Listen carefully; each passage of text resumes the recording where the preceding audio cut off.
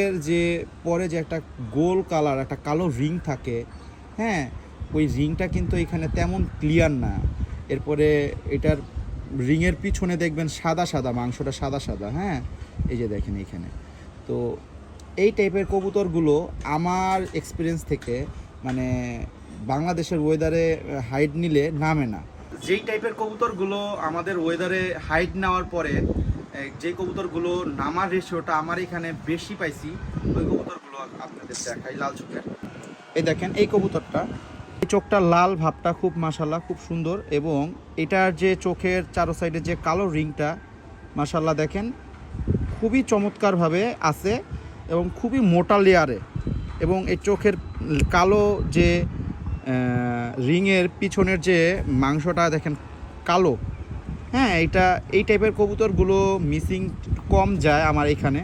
কার এখানে কি যায়